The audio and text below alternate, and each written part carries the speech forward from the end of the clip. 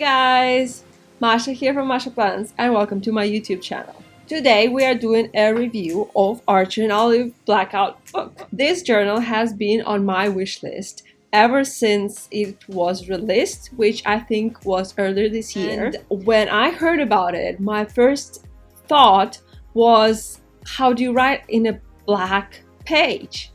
That's why today we're doing a review, but I'm also going to show you what kind of materials you can use to write in this notebook if you want to get one for yourself.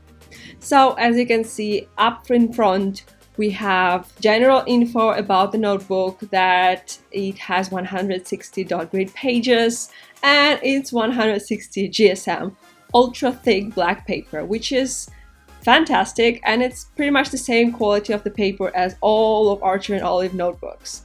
And on the back there is a little handle of their Instagram and their website, which you definitely should check because their Instagram feed is fantastic. Anyways, the cover is not actually leather or faux leather like in most of other notebooks. The cover is made of linen and all the pages are gilded. My notebook is from the Moon collection, so the pages are gilded in silver, but I know some other notebooks have some different colors, so just check it before you get yours.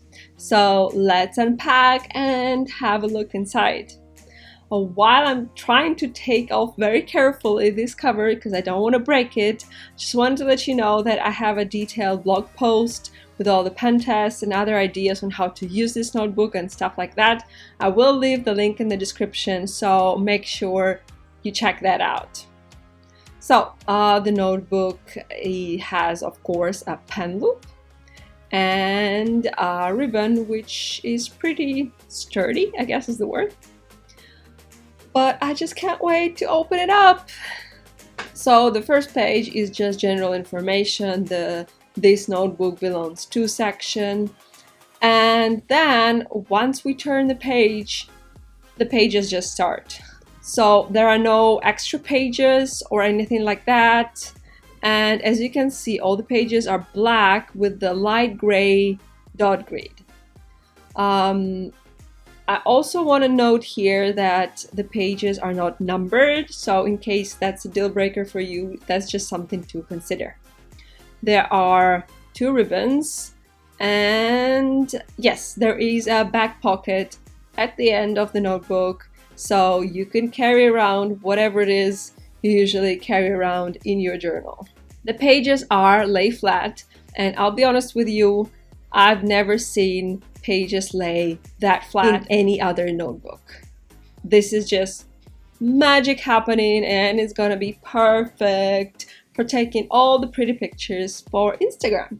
Now I also want to compare the thickness of the notebook to some of the other notebooks I have, and the first one will be a Dingbats notebook. This is from Earth collection and it has around 190 pages or something like that, and as you can see Archer and Olive is much thicker than that, so it's a pretty heavy journal. And second thing I want to compare it to is my Nuna notebook. My current L-size Nuna has a little bit more than 200 pages, and that looks about the same thickness as this Blackout book. But something to pay attention to is that in all the other notebooks the paper is not that thick, so even though my Nuna is about as thick as my Blackout book, there are much more pages in the Nuna because the paper is significantly thinner. Let's jump right into the fun part of a pen test, which is something I always have in my notebooks, but I think it's specifically important to have it in this Blackout notebook because all the pens will look completely different and you really want to test it before using it. We are starting with Uniball Signo pens. Next thing we're testing is jelly roll pens, and so far I only have Souffle collection. These are a little bit weird and different from the usual gel pens. They feel much more watery, and you'll see further on that the colors actually change when they dry. Then, of course, the white Sakura jelly roll, which is definitely a must-have. They're so super smooth. Next thing I'm trying is the Staedtler metallic markers, and they're fantastic. It's kind of in case you want something a bit thicker than your gel pen, but much thinner than any of your brush pens.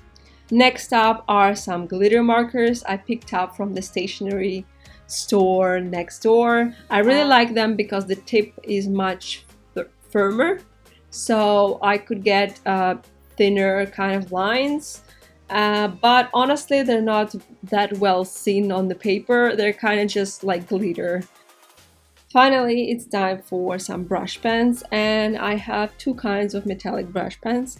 I literally have just one Kuretake Fudebiori in purple, but I did get sent by Karin a whole set of metallic brush pens, and I decided it's kind of a great time to swatch them all. I must mention that Karin ones are very juicy, and I would not dare to use them in any other notebooks in fear that they would bleed or ghost. But no, in Archie and Olive notebook, it's like nothing happened. Final thing I'm testing are the Kuretake Gansai watercolors. So the first, I am trying out the Starry colors, which are those gold ones, and they all look absolutely fantastic.